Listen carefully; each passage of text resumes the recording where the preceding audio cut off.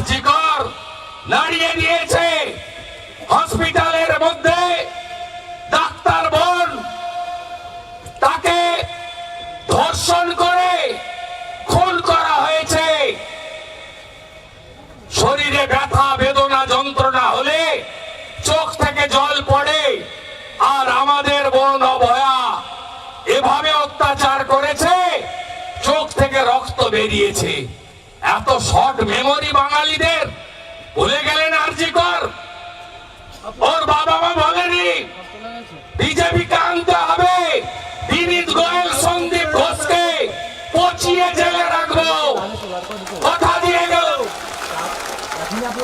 তিনি আমরা এই বাংলায় মুসলমান বাচ্চাদেরও কি ছাড় আছে? বন্ধু, ছাড় নেই। কালীগঞ্জে জিতলো ছাপ্পা মেরে, 6 বছরের বাচ্চা তামান্না বোমা মেরে খুন করলো। আদিবাসী বোন মায়ের আছে সম্মান না? রামপুর হাটে 6 বছরের আদিবাসী বাচ্চাকে ধর্ষণ করে রেপ করেছে এরা। কত দূরে যাবেন?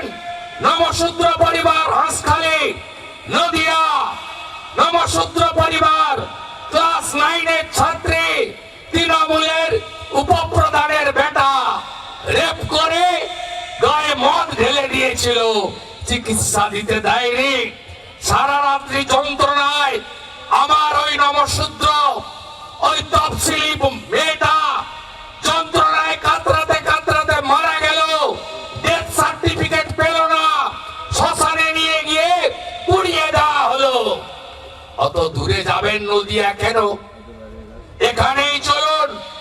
সত্যেন রায় আছে এই দক্ষিণ দিনাজপুরে, বিজেপি করার অপরাধে 4 জন আদিবাসী বোনকে নাক দিয়ে দণ্ডি কাটতে হয়েছে। ভুলে গেলেন রাজবংশী পরিবারের কালিয়াগঞ্জে ক্লাস 12-এর ওই ছাত্রীর কথা, যার বাড়িতে আমি কার্তিকরা গেছি। সেই রাজবংশী মেয়েটাকে তাকে ধর্ষণ করে খুন করলো জাভেদ বলে তৃণমূলের অঞ্চল সভাপতির বেটা।